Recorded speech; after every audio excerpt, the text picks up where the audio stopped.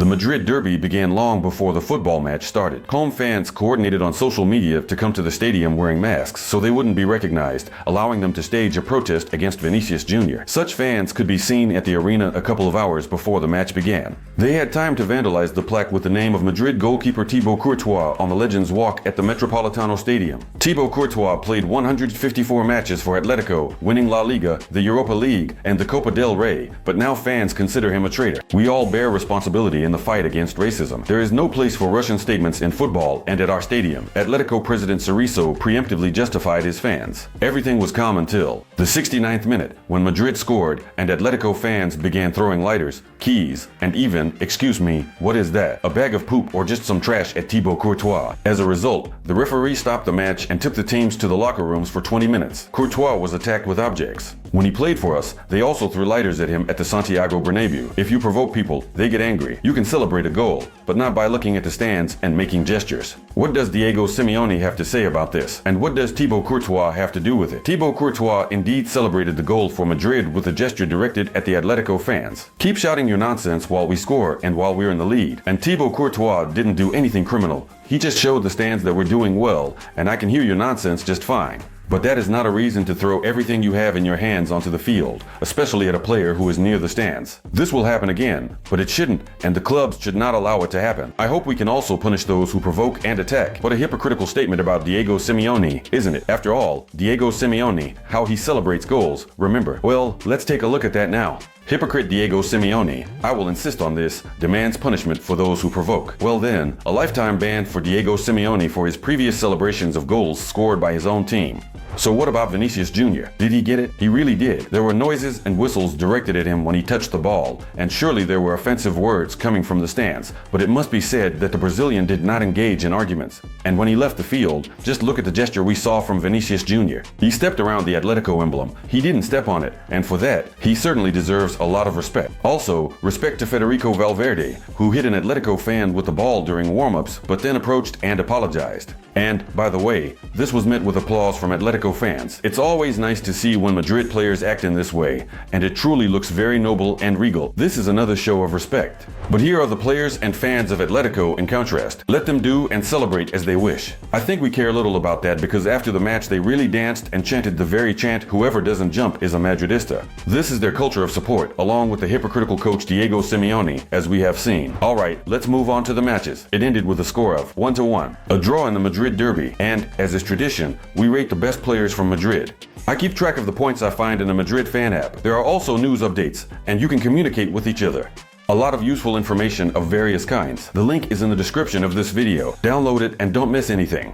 So, Militao would receive the highest score for the goal he scored, which we will see very soon, but he is still involved in the conceded goal. It was he, along with Thibaut Courtois and other defenders, and even midfielders, who allowed Atletico to launch that attack in the final seconds of the match, and as a result, we did not achieve that victory. But at the same time, Militao scored. He scored spectacularly. It was a powerful shot, and right away, we acknowledge his assistant, Vinicius Jr., who skillfully dealt with the opponents on the left and delivered a very good pass for the shot. And Vinicius Jr. is indeed among the top 3 players. I think he deserves a score of 7.5. He probably deserves even half a point more, maybe an 8, for what he gave us during this match. Look at this episode, an explosion of emotions, as Vinicius Jr. checks Gallagher, sending him off somewhere to get a beer at the store with one move, one feint. It's amazing Vinicius Jr. is in top form. Of course, we recognize Thibaut Courtois, not for how he handled the pressure from Atletico fans, but for the number of saves he made in this match without conceding a goal. Thus, we definitely give him a high score. Well, of course, I think you won't argue with that. The MVP of this match, according to Liga, and in our opinion, is certainly Federico Valverde. He had an enormous workload in the midfield, pressing, and duels. He was everywhere on the field. Moreover, he took dangerous shots on goal. Federico Valverde receives the highest rating. He is truly the hero of this derby. An amazing match. The Uruguayan is class. Substitutions. None. Unfortunately, the players were tired, said Carlo Ancelotti, probably commenting on that ending in. The goal conceded again for Madrid. Do you remember, a round ago we conceded 2 goals to Alaves and there were substitutions made by Carlo Ancelotti that affected those conceded goals, but we managed to win there. Here, I believe that the substitutions did not affect this conceded goal in any way, but we still have concerns about what is happening in the closing moments of matches with Real Madrid. We need to understand why we are missing this. We must discuss one substitution. Endrick stepped onto the field again and once more had a chance. This is how Endrick performs when he comes on, showcasing his productivity. He either scores, earns a penalty, or hits the post. Now he also had a chance to prove himself. He picks up the ball on the counterattack. He carries it forward. He doesn't look around. He shoots from a distance and misses. This happened just moments before Madrid conceded. The score became 1-1. And now we are left wondering if Endrick had acted differently in that situation and the score had, say, become 2-0, we wouldn't have missed that victory. This is a very important moment because it becomes systemic for the Brazilian, for Bobby. There he scored, and everyone admired him. Here he doesn't score, and as a result, Madrid doesn't earn 3 points. This is exactly what we were talking about not long ago.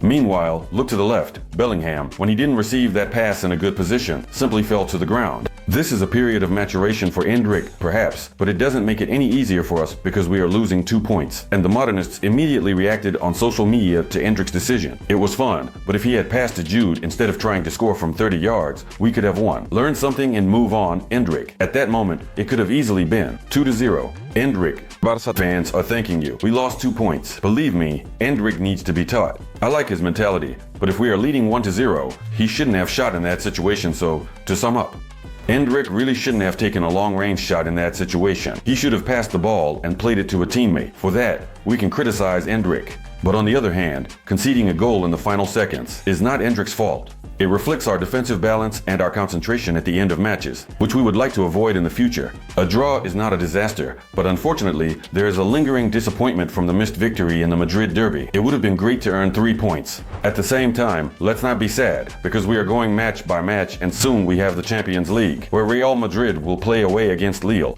There will be a 200% victory. I can guarantee it to you because Lille is not the kind of opponent that can pose significant problems for our rotational squad from Carlo Ancelotti. That's most likely how it will be. Victory with a 1-goal handicap. A fantastic bet on this match with good odds. I'm already placing it in advance. Vini100 is a promo code for you if you also want to play. The link is in the pinned comment. Don't forget to subscribe to the channel. Like this video. For that, I thank you. We will meet again tomorrow. Here, we support and cheer for Real Madrid. Everything will be fine for us. Goodbye.